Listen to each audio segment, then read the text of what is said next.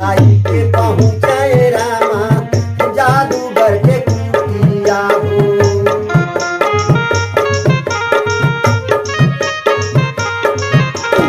मिला सा तो रनिया हो, मिला सा तो रनिया, यार से मिलनिया हो सा तो रनिया।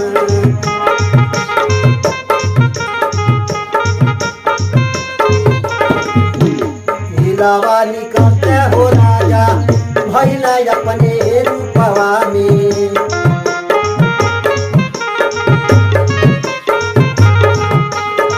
नारी से ही संसार बा, तमाम नारी के नाम सती के लिस्ट में आवाला और नारी के द्वारा ही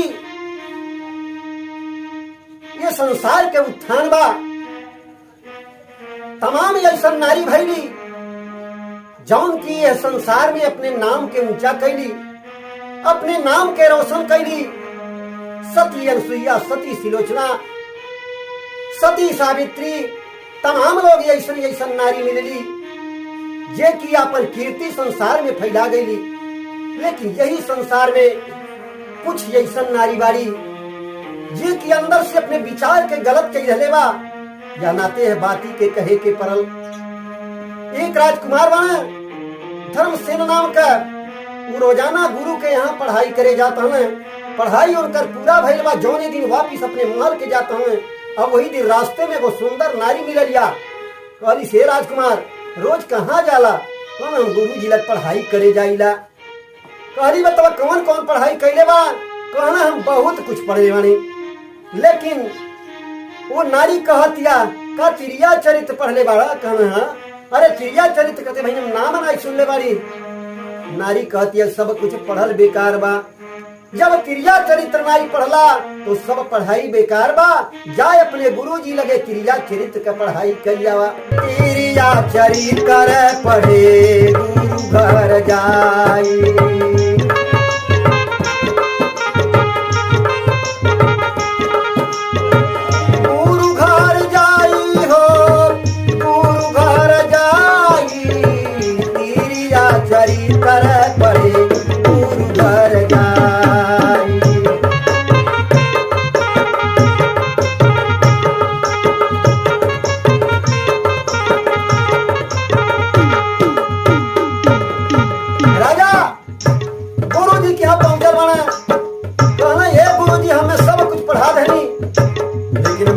चरित्र नहीं पढ़ौली।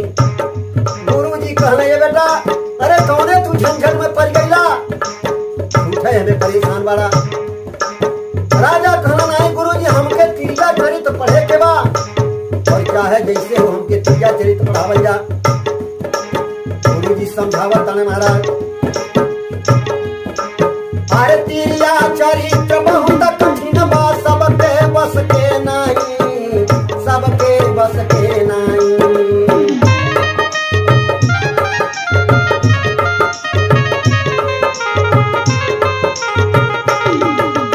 यह मन जान भी जा सकेला, यह में जान भी जा सकेला। यह विद्या के देवा ध्यानवा हटाई, तिरिया चरित्र पढ़े घर जाई।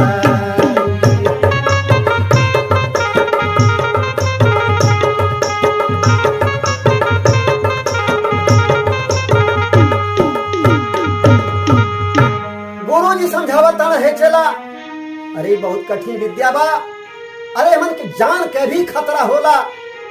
या नाते से यह विद्या के पढ़ाई के चक्कर में नहीं पड़ा। लेकिन राजा जिद ठान ले बना हमें तिरिया चरित्र का पढ़ाई करे के बाद गुरु जी तिरिया चरित्र का पढ़ाई राजा के करावे लगने। सारी भर पढ़ौले के बाद वहां से छुट्टी दे देने माना।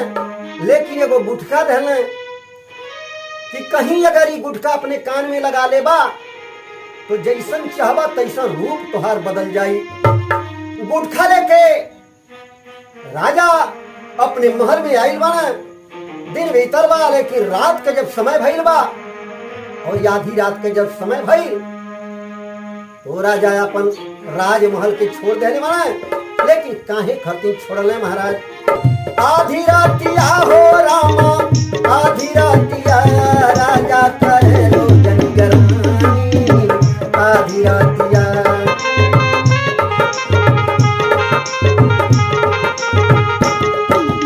राजा कान में अपन गुटका लगा रहे बाना और नगर से बाहर जब निकल माना तो देखा ताने महाराज थाली में भोजन लेके दुल्हन गई वहां लौकाई।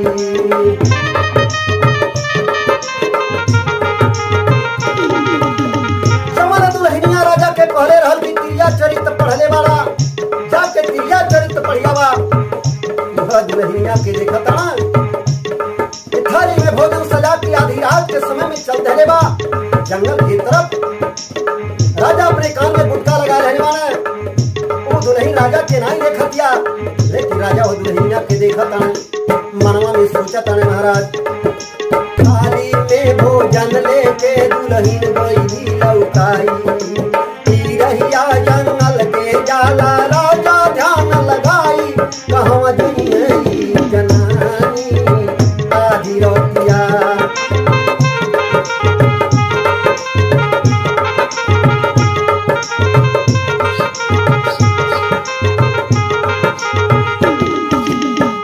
राजा अपने मनवा में सोचा था ना कि रास्ता तो जंगल के तरफ जाला, लेकिन ये नारी आधी रात के समय में भोजन लेके और जंगल के तरफ आके जात कहां बा एक पता लगावे के चाहिए। राजा छिपे तौर से वो दुल्हन के पीछे पीछे लग गई वाना, लेकिन आगे भइल का महाराज। अरे नगर के बाहर माए रामा आरे रहा ये गो बाना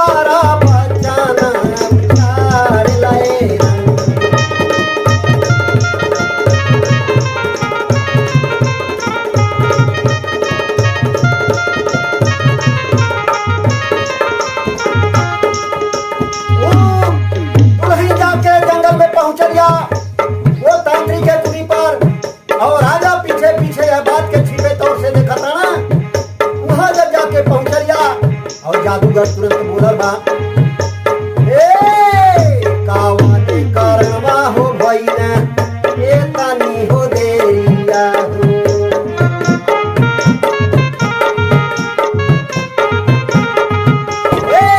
कावने करवा ए रानी भइना ए तनी देरिया हो।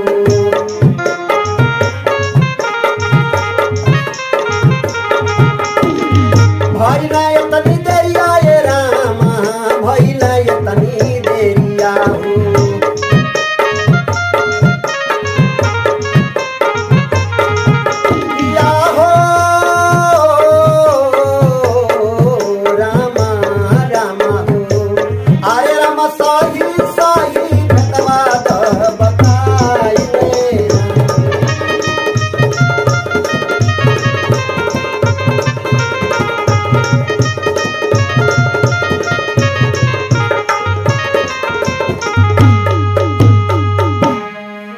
जादूगर पूछा था आखिर काहे आज इतनी देरी हो गई बा।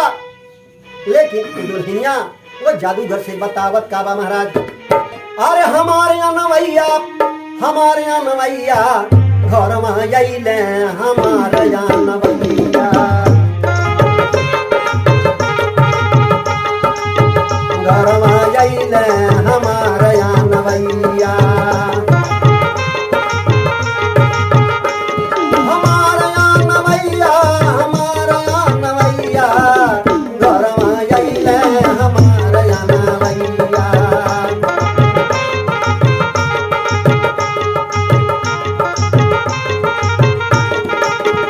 हे स्वामी जी उनके सेवा में लागल रहली, मौका पवनी जब सुत गइले सैया, घर में अइले हमारे यहाँ नवैया।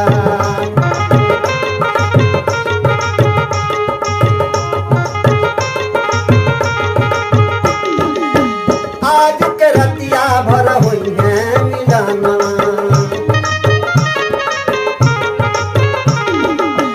आज के रतिया भर होई है मिलनवा, बिहने सैया करई है विदैया, घर में अइले हमारे यहाँ नवैया।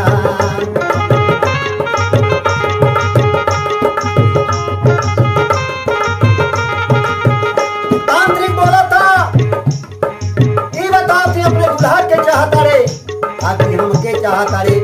दुल्हनिया कहतिया स्वामी जी बिना आपके हम जी नहीं पाई। तांत्रिक कही सगर ऐसन बात बा, ले ला चाकू जो हमके चाह,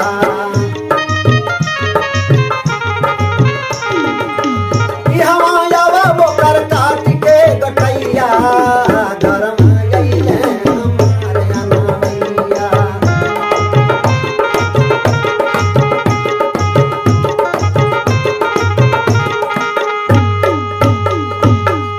इतना बतिया जब सुन ले बाड़ी और तुरंत वहां से कटारी लेके वो दुल्हन चल दे बा, और राजा धर्मसेन छिप के यह बाती के देखा ना और पीछे पीछे चल देता ना कि देखी दुल्हन अपने दुल्हा के सुनरी करे रे का। अरे चल दुल्हनिया हथवा ले के कटरिया हो, आ पहुँचे बलमुआ लगवा जाई हो।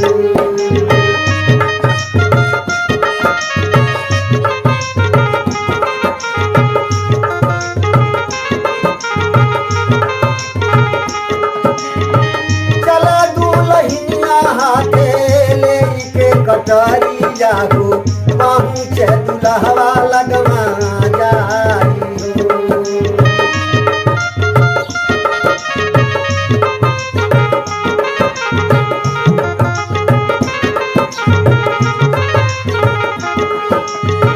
सुतला में मरले बारी हानि के कटरिया रामा,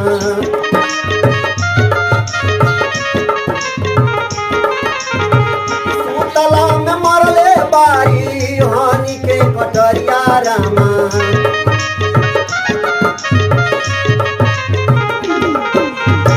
दिहली उनका मुड़िया आला हजारी बबू रहिया हो, दिहली उनका मुड़िया आला हजारी हो।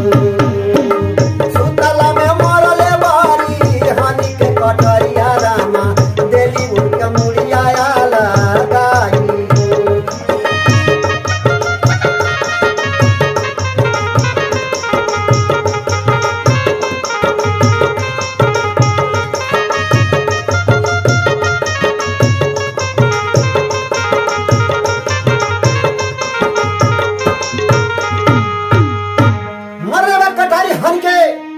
दूल्हा के मूड़ी अलगा गई, औहा खून है तलवार लहले, औहा से चल दहले बा।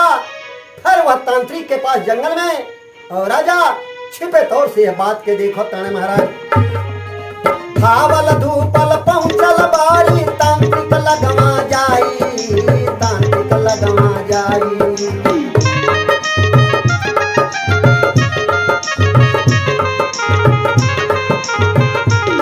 स्वामी जी वो कर मूड़ी हम अपने बलम के, खुनवा दिखावे अपने बलम के। तांत्रिक मरल संगेड़ा कैली भहराई, तिरिया चोरी कर पड़े गुरु घरे जाई।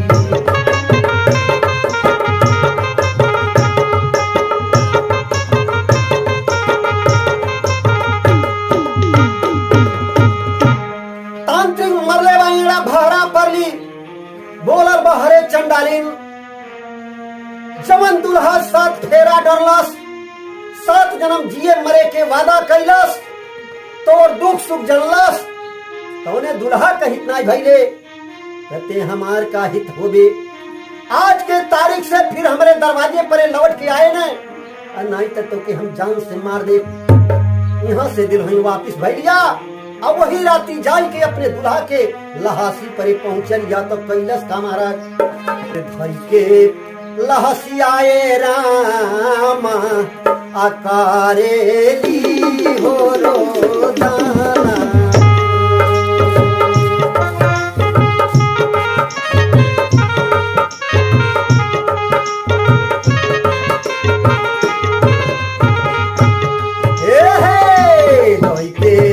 लहसी आए रामा धाई केला, हसी आए रामा कारेली हो रोदाना।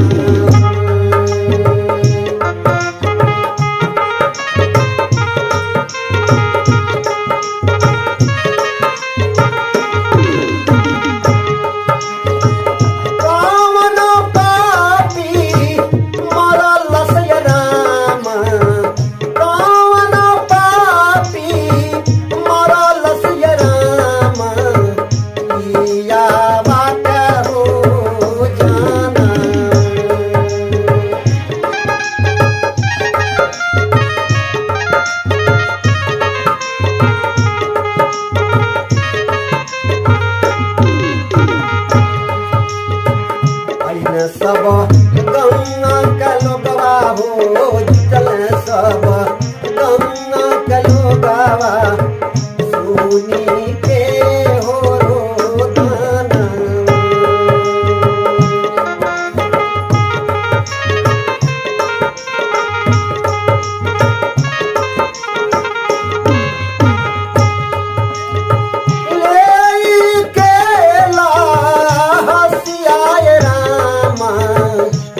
लाल हो समासाना।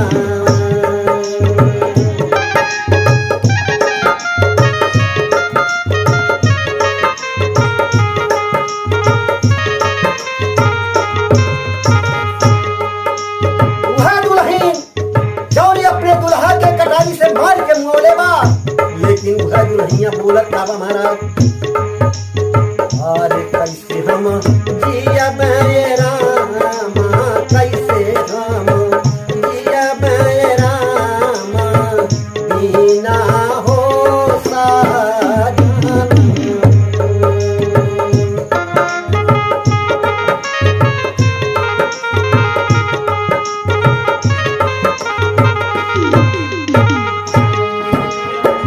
हम साथी होई बेरामा, हम साथी होई बेरामा, इया बाते हो साना।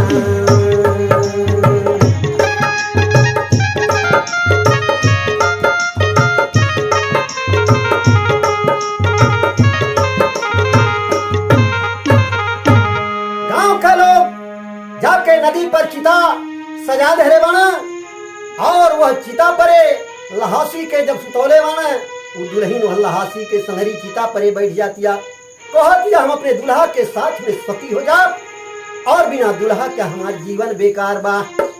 ये सब तमाशा राजा साहेब छिपे तौर से देखो तने, अपन भेष बदल के और दूसरे रूप में साथे साथे बाड़ा सोचता रहे अपने मनवा में कि जौन नारी अपने दुल्हा के अपने हाथ में मर लेबा, और वह नारी अपने दुल्हा के साथ सती हुए जातिया।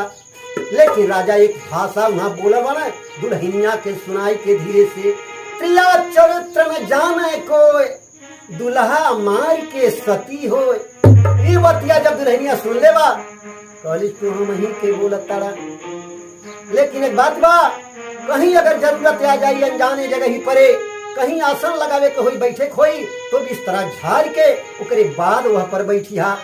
राजा वहां से अपने महल के आइल बने, राजा के 7 गो रानी रहली, लेकिन दिन त बीतल। जब आधी रात भइल बा और राजा रोज की तरह जब दुल्हन लोग सुत गईली, उकरे बाद नगर से बाहर आइल बाड़े, कान में गुटका लगा लेले बाड़े, आपन भेष बदल लेले बाड़े, एगो अनजान लड़का के रूप बना लेले बाड़े और देखत का बाड़े महाराज। अरे सोनावन के थारिया में भोजन न सजौलिए रामा, भोजन न सजावाली।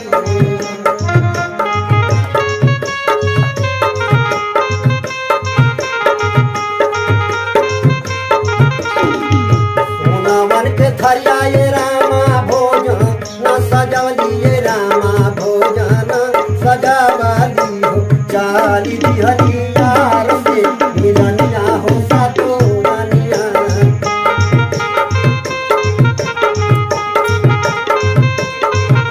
मिलनिया सातो रानिया हो, मिलनिया सातो रानिया। चाली दिहली यार से मिलनिया हो सातो रानिया।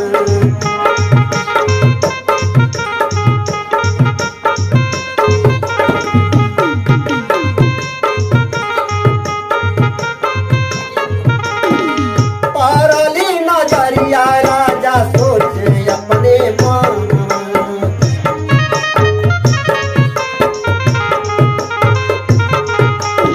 पारली नजरिया हो राजा सोचे अपने मानवा हो, सोचे अपने मानवा हो। यतनी रतिया कहवा चली मोर सातो रानिया।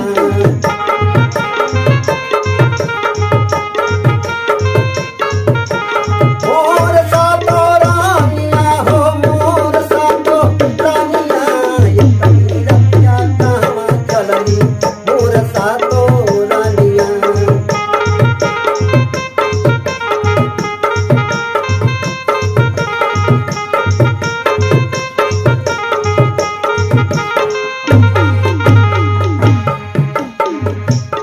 एक लड़का के भेष बनौले रहना राजा, लेकिन वो रानी वो लड़का के देख गई बारी, कहली तो हमन भजन के देख गई बा। वही में कौनो रानी बोलत के चला कौनो बात नहीं बा, अनजान लड़का बा, हमन का सहारा करी संगरी ले रहे वाली। हे लड़का भाई तनी थरिया ले ले दे। वो लड़का के थरिया थमा धरे वाली और लड़का और रानी लोगन के साथे साथे जाता। सांगवा में ले हरी रानी चलली, ओही बानवा यारी चलली, ओही बानवा हो।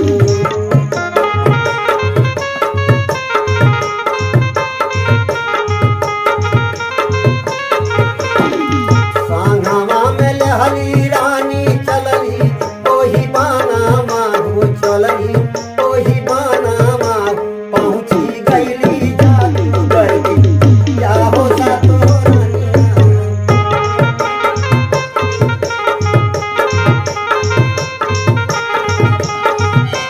कुटिया हो सातो रानिया, कुटिया सातो रानिया। पहुंची गईली जादूगर के कुटिया हो सातो रानिया।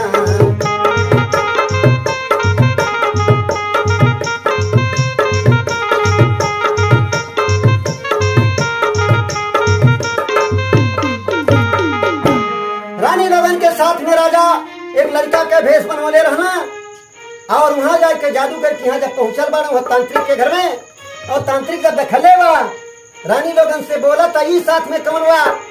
रानी लोग कहली ई अनजान एगो लड़का मिलल बा, हमन के सहारा में बा, आज राती यही रही। जादूगर अपने आदमी से व्यवस्था कई दले बा कि अतिथि घर में और इनके सुतले का व्यवस्था कई दे। तांत्रिक का नौकर जौन रहल अतिथि घर में पहुंचा दले बा, एक चटाई बिछल बा और कहलस आज ही चटाई परे तोहारे आसन रही। जब वो कमरा के अंदर पहुंच गई ने तो राजा कान से गुटका निकाल ले रहने, अपने भेष में आ गई रहने। लेकिन राजा के ध्यान में आ गई कि आखिरकार वो दुल्हन जो कहले रहल कि चटाई झाड़ के सुतिया, तो आज बात आ गई बा चटाई पर सूते के बाद, लेकिन ले आवा तनी झाड़ देंगे के। जब चटाई उठावत तने तो देखो तने नीचे कुआं बा और कुआं से आवाज आवता, हे राजा साहेब जल्दी यहाँ से भाग जा, और नहीं तो है जो हमन के दशा बा वह दशा तोहार होई और ये तांत्रिक तोहके ही कुआं में डाल दे। लेकिन ये बतिया भुला गई ने कि गुटकुआ हम निकाल ले बाटी। वही राजा के भेष में वहां से जब भागे लगले तो रानी और तांत्रिक उन्हें देख गई बाड़े। महाराज रानी बोलल बाड़ी, हे गुरुजी राजा हमके देख गई बाड़े, पहचान गई बाड़े, हमार भेद खुल गई, अभी हमके जिंदा नहीं छोड़ी है। तांत्रिक बोलल बा कोनो बात नहीं बा, एगो छोट का कील देताड़ी, कोनो तरह से राजा के मूड़ी में लगा दिया। आज जब मूड़ी में लगते भर में कील ओकर सारा बल खत्म हो जाई, ओके जान से मार दिया लोगन। राजा भागत भागत घरे पहुंचल बाटे, ओकरे बाद रानी लोग पहुंचल बाड़ी और दिन भइल बा। भोजन लेके जब पहुंचल बाड़ी राजा तुरंत ही रोकले बाटे, जहाँ बाड़ू वहीं रुक जा, पहले ही बतावा हमारे अंदर कौन कमी रहल, हमारे राज के अंदर कौन कमी रहल, काहे खातिर तू लोग तांत्रिक के यहाँ जाली। रानी लोग कहली महाराज गलती के क्षमा करी जा, तांत्रिक पता नहीं कौन जादू हमन के ऊपर कई दले रहल कि हमन का दिमाग घूम गई रहल। राजा वह बाती के समझ के वह लोगन के माफी कई दले, लेकिन छोटकी रानी से बहुत प्यार करता है। छोटकी रानी और राजा के भोजन करवले बाड़ी और ये आराम से सुता दले बाड़ी। और जब राजा सूत गई बाड़े तो लोग कैली का महाराज जौने रानी अन्न के राजा जना से ज्यादा जान,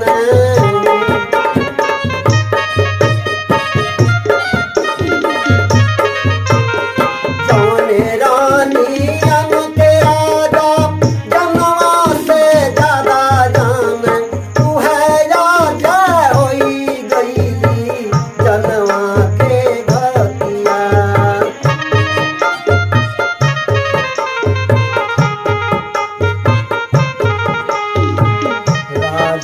के सिरवा में कील जब लगवले बाड़ी,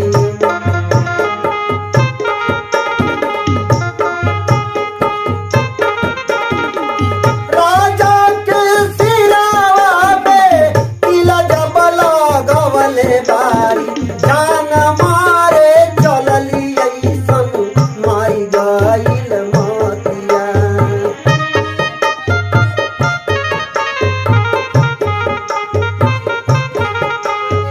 जान मारे चलली ऐसन मारी गईल मतिया।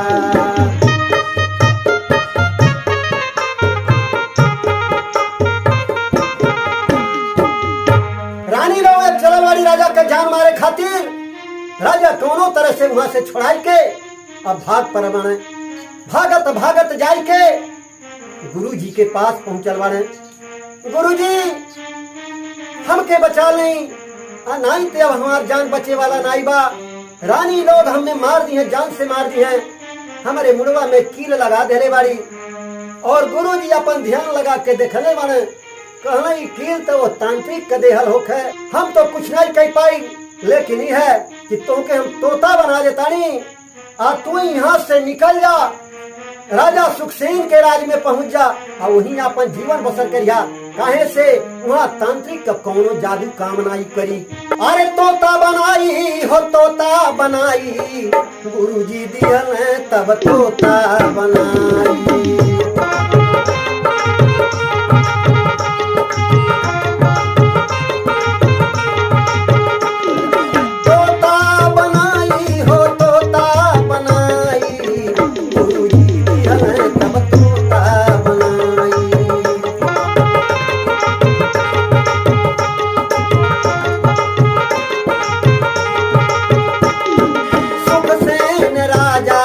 राज में पहुंचल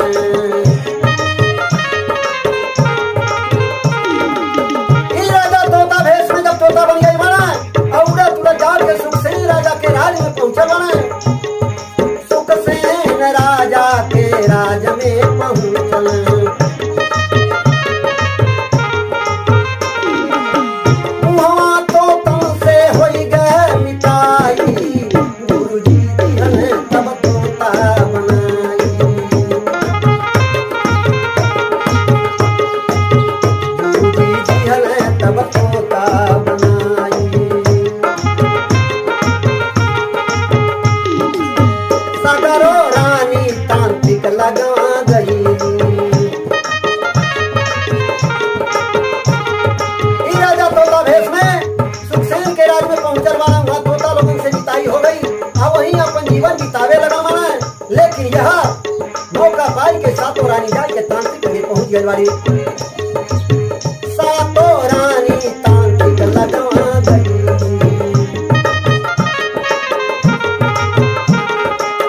सगरो भेदभाव देहली बताई, गुरु जी दिहले तब तोता बनाई।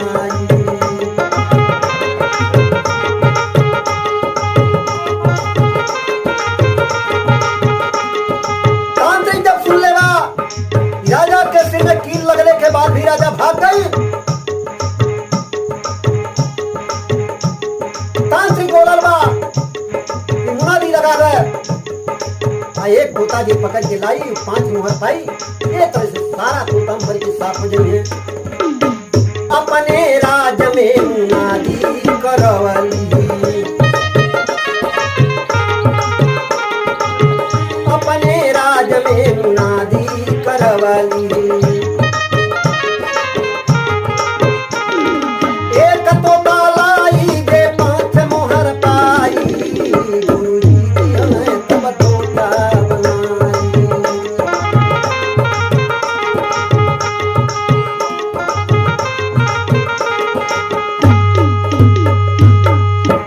मुनादी सुनले के बाद जितना तोता केहू के नजर में पड़त रहे, जकरे जहाँ ले परहार टूबता तोता पकड़ पकड़ ले आवे लगले और दाम पावे लगले। रानी सब तोतन के लगली मुआवे। धीरे धीरे संजोग से एक बहेलिया जाय के वह राज में पहुंच गई बा जहाँ राजा तोता बन के छिपल रहने। अरे वो हीरे बहेलिया से राजा अरे गईल पकड़ाई।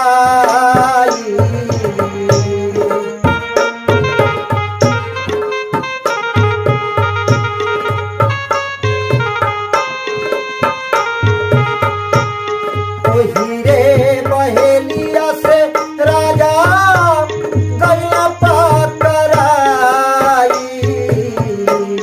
राजा पहल सुना हो बहेलिया ध्यानवा लगाई।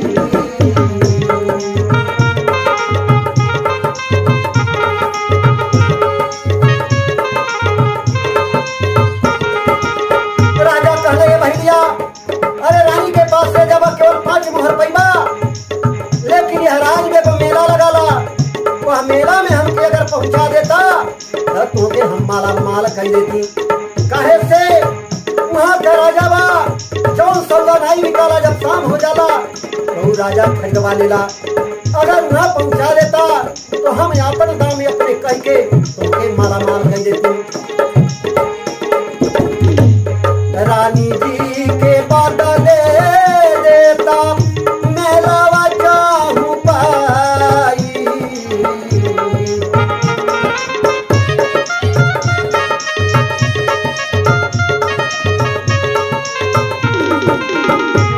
रानी जी के बदले देता मेला चाहूं पाई। तोहरा के देती राजा हो बनाई।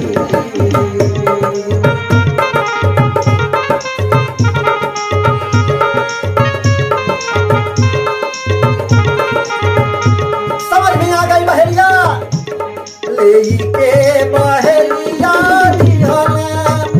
मेलावा चाहूं पाई।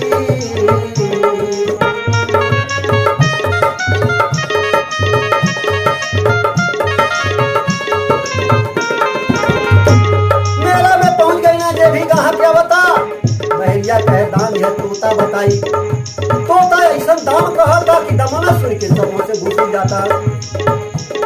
ले के बहेलिया मेला चाहूं पाई। आई सोन दमवा लगावे लोगवा भागी जाई।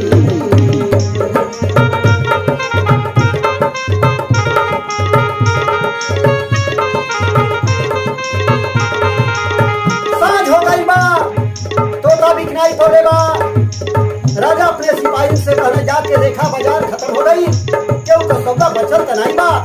सिपाही लोग कहना महाराज एगो तोता बचल बा, लेकिन वैसे दाम लगावाला केहू खरीदी नहीं पावाला। राजा कहना चाहे जितना दाम देवे के पड़े वो तोता के खरीदे के बा, और नहीं तो हमार बड़ी भारी बदनामी हो जाई कि हमरे बाजार में सौदा बिक नहीं पड़ी बा। सगरो बाजारिया उठी दे साझा होई जाई, तोता के खरीदले हो राजा, तोता के खरीदले हो राजा, दामवा लगाई।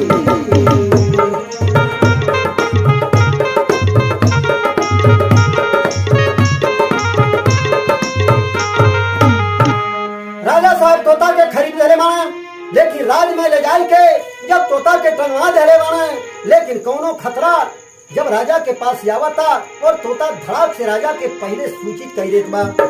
अरे जितना खतरा रहे वो तोता राजा के दे बतलाई, राजा के दे बतलाई।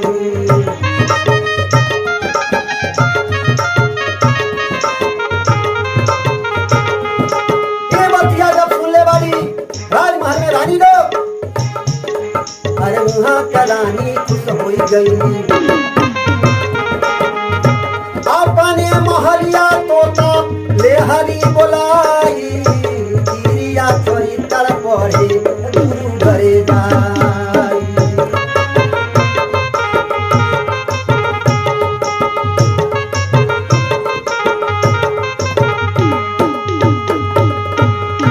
रानी और तोता का पिंजरा अपने महल में मंगा ले वाली, वो राजा के एगो जवान बिटिया रहल।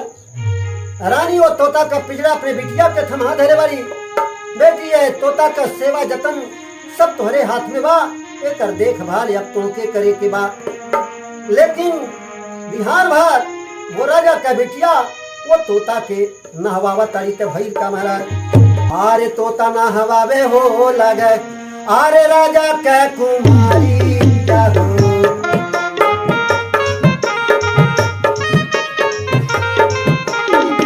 राजा के कुमारिया ए राम, राजा के कुमारिया हो।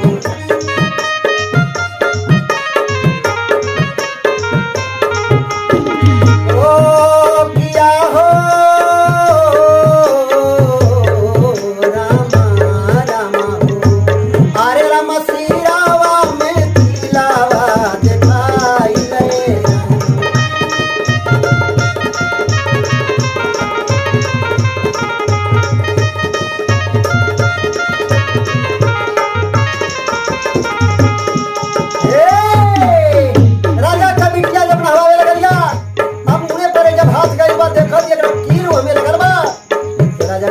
कैली का महाराज हिलावा निकलते हो राजा भैला अपने रूपवा में।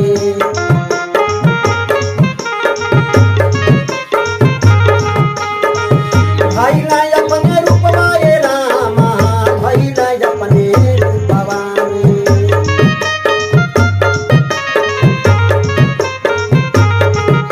किया हो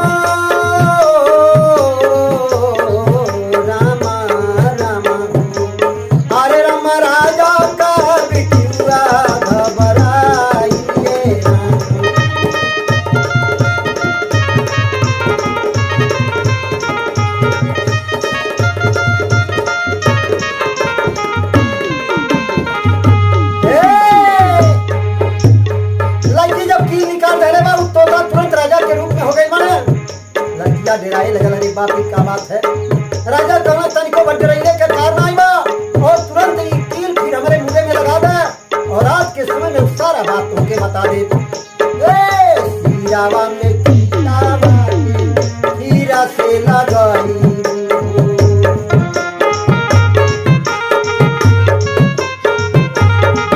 ए सिरावा में किलवाए देवी हीरा से लगाई।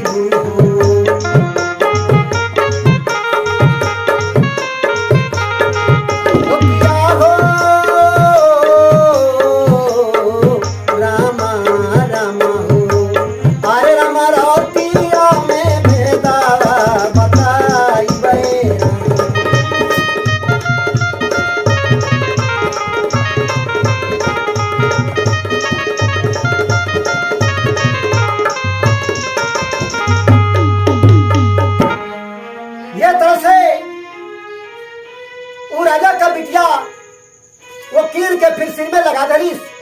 राजा फिर तोता हो गई मने। लेकिन रात के समय में जब मुड़े में से कील निकल लेवा, वो तोता फिर अपने राजा के भेष में आ गई ना, और सारा कहानी वह राजा के बिटिया से बता गई बने। बात सुन के वह राजा के बिटिया के वह राजा के ऊपर बड़ा दया आई और वह रानी के ऊपर बड़ा गुस्सा लगल। धीरे धीरे वह राजा के बिटिया से और यह राजकुमार से दोनों से धीरे धीरे प्रेम बढ़े लागल बा। दिन भर तोता बनोले रहे और रात में उन्हें फिर अपने असली रूप में कह दे। धीरे धीरे समय बीतल जात बा। यहाँ रानी लोग तोता मरवावत सब तोता खत्म हो गई बाने। लेकिन यह वहीं तक राजा का पता नहीं लगल। जो ने राजा के सिर में कील लगौले रहली रो, तांत्रिक के लगे पहुंचल वाली सारा बात बतौली। यह वहीं तक राजा मिलल नहीं। वो तांत्रिक अपन ध्यान लगा के देखले बा,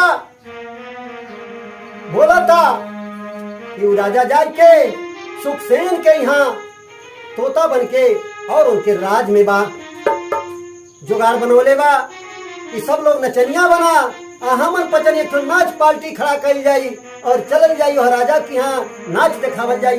राजा खुश हो जाई है, वो तोता मांगल जाई और के जान से मार देहल जाई। तांत्रिक और सातों रानी मिलकर नाच पार्टी बनाए के और राजा सुखसेन के दरबार में जाके पहुंचल वालो बोला वाले महाराज हमन पचन नाच पार्टी वाला होई, अगर आपके आदेश हो तो आपके कुछ नाच गाना दिखाई। राजा नाच गाना का बड़ा शौकीन रहने। आदेश हो गई बा, अरे नाच नचनिया हो नाच नचनिया, राजा दरबारवा में नाच नचनिया।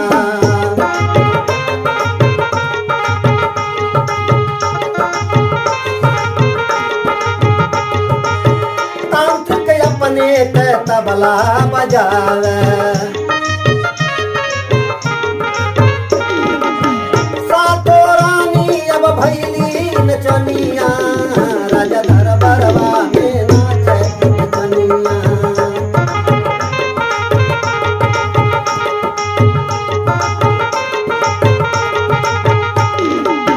जो राजा सुगा भेष में रहना, राजकुमारी से सब बात बतावता है। तांत्रिक आ गई बा, हमारे साथ रानी आ गई बाड़ी। आई लोग नाच गा के तोरे दादा के जब खुश कैली है तो हम ही के मांग ली है और मंगले के बाद मुंगाई दी है। सबसे बढ़िया बा केहू के अइले पर हमार पिजड़ा दिया ने, आज अब तोहार पिताजी आई गई है तो रिसियाई के झझक के पिजड़ा बहा दिया। आगे हम देख ले राजकुमारी से भेद बतलावल,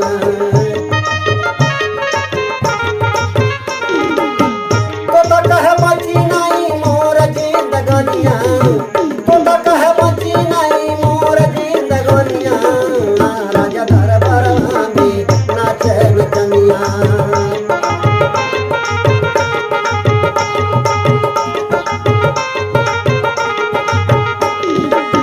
राजा के मनवा जब खुश होई गई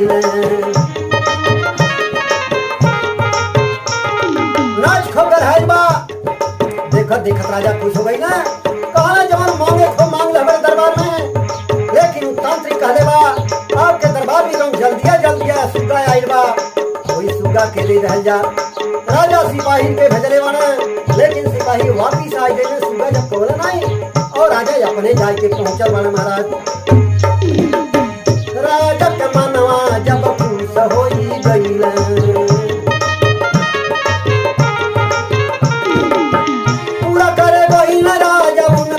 बचनिया, राजा दरबारवा में नाच नचनिया।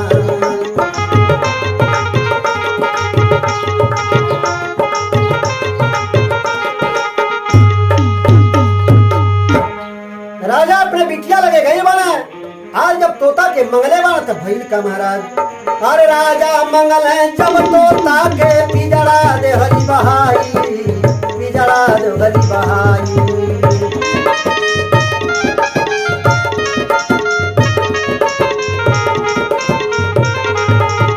तब तोता सरसों बन गई, सरसों बन गई छितरा, जादूगर तब बने कबूतर, अरे चुन चुन के ऊ सरसों खाए। एक सरसों नारी में गिर गए, भवे राजा रहने जाए। अरे मझवा का रूपवा राजा धइले, कबूतर का जनवा राजा दिहले मुआई। गिरिजा चोरी करे पड़े गुरु घरे जाई।